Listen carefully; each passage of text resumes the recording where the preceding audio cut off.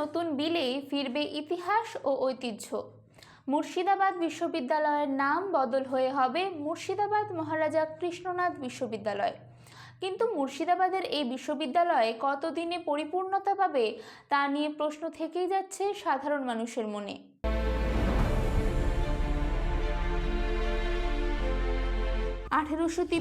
সালে অক্সফোর্ড বিশ্ববিদ্যালয়ের আদলে বহরমপুরে তৈরি হয় কৃষ্ণনাথ কলেজ। এটি কেবল একটি শিক্ষা প্রতিষ্ঠান নয়, বাংলার নবজাগরণ এবং স্বাধীনতা সংগ্রামের দলিলও বটে। মাস্টারদা সূর্য সেন থেকে নলিনী বাগচির মতন বিপ্লবীদের স্মৃতি বিজড়িত এই প্রতিষ্ঠান জেলার গর্ব।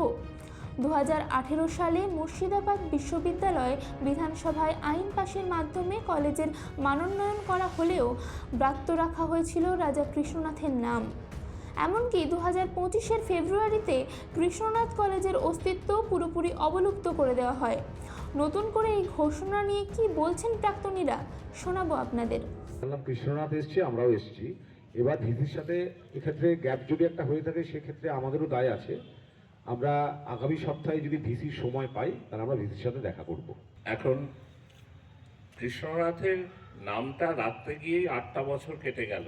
হ্যাঁ, নামটা রাখার ক্ষেত্রে একটা যৌক্তিকতা তো প্রথম থেকেই ছিল। কৃষ্ণনাথ কলেজ আপগ্রেড হলো কৃষ্ণনাথ ইউনিভার্সিটি। ঠিক আছে, যতগুলো কলেজ, ধরো রায়গঞ্জ কলেজ ইউনিভার্সিটি আপগ্রেড হয়েছে, নাম চেঞ্জ হয়নি। প্রেসিডেন্সি কলেজ আপগ্রেড হয়েছে, নাম চেঞ্জ হয়নি। কৃষ্ণনাথ কলেজ আপগ্রেড হয়ে কৃষ্ণনাথ ইউনিভার্সিটি হয়।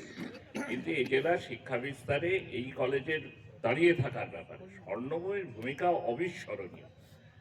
সেই ভূমিকার একটা স্বীকৃতি অবশ্যই আমরা নতুন বিশ্ববিদ্যালয়ে চাই। দেখো, সত্যি কথা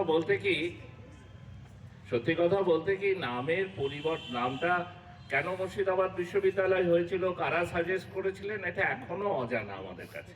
হ্যাঁ, আমরা যখন মানুষের কাছে গেলাম তখন সংখ্যাগরিষ্ঠ মানুষ এই যে সিদ্ধান্তটা নিলেন তারা অনেক ভেবেচিন্তে নিয়েছেন। তারা বেশিরভাগ মানুষই কিন্তু আমরা দেখলাম যে কৃষ্ণনাথের সাথে সহমত পোষণ করে।